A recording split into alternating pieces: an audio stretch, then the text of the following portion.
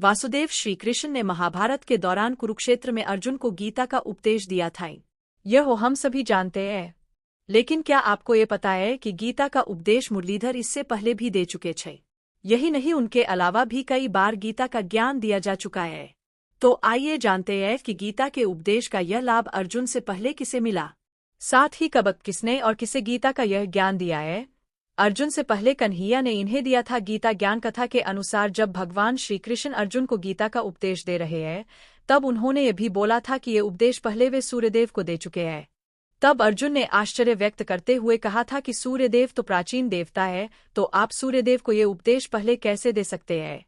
तब श्री कृष्ण ने अर्जुन से कहा था कि तुम्हारे और मेरे पहले बहुत से जन्म हो चुके हैं, तुम उन जन्मों के बारे में नहीं जानते, लेकिन मैं जानता हूँ। इस तरह गीता का ज्ञान सर्वप्रथम अर्जुन को नहीं बल्कि सूर्यदेव को प्राप्त हुआ था। तब संजय ने दिया था धृतराष्ट्र को यह ज्ञान कथा के अनुसार जब भगवान श्री कृष्ण कुरुक्षेत्र के मैदान में अर्जुन को गीता का उपदेश दे रहे थे। उस समय संजय धृतराष्ट्र के सारथी, जिन्हें महर्षि वेदव्यास ने दिव्य दृष्टि दी थी, अपनी दिव्य दृष्टि से वह सब देख रहे थे और उन्होंने गीता का उपदेश धृतराष्ट्र को सुनाया था। महर्षि वेदव्यास ने सुनाई कि इनको गीताकथा के अनुसार जब महर्षि वेदव्यास ने मन ही मन महाभारत की रचना की, तो बाद में उन्होंने सोचा कि इसे मैं अपने शिष्यों को कैसे पढ़ाऊं। महर्षि वेदव्यास के मन की बात जानकर स्वयं ब्रह्मा जी उनके पास आए।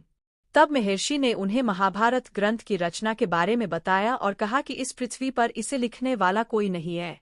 तब ब्रह्मदेव ने कहा कि आप इसके काम के लिए श्री गणेश का आवाहन कीजिए। महर्षि वेदव्यास के कहने पर श्री गणेश ने ही महाभारत ग्रंथ का लेखन किए। महर्षि वेदव्यास बोलते जाते थे और श्री गणेश लिखते जाते थे। इसी समय महर्षि वेदव्यास ने श्री गणेश को गीता का उपदेश दिया था। महर्षि वेदव्यास ने इन्हें भी दिया ज्ञान। श्री गणेश के अलावा महर्षि वेदव्यास ने अपने शिष्यों वैशंपायन, जैमिनी, पैल सहित अन्य को महाभारत के गूढ़ रेहे से समझाए। इसी के तहत महर्षि वेदव्यास ने अपने शिष्यों को गीता का भी ज्ञान दिए। पांडवों के वंशज राजा जन्मेजय ने अपने पिता परीक्षित की मृत्यु का बदला लेने के लिए सरु यज्ञ किया था। इस यज्ञ के पूरे होने पर महर्षि वेदव्यास अपने शिष्यों के साथ राजा जन्मेजय की सभा में गए। वहां राजा जन्मेजय ने अपने पूर्वजों, पांडव व कौरवों के बारे में महर्षि वेदव्यास से पूछा। तब महर्षि वेदव्यास के कहने पर उनके शिष्य वैशंपायन ने राजा जन्मेजय की सभा में संपूर्ण महाभारत सुनाई थी। तभी उन्होंने गीता का उपदेश भी दिया था। ऋषि उग्रश्रवा एक बार नैमिषारण्य पहुंचे तो वहां कुलपति शौनक 12 वर्ष का सत्संग कर रहे थे। जब नैमिषारण्य के ऋषियों व शौनकजी ने उन्हें देखा तो उनसे कथाएं सुनाने का आग्रह किए।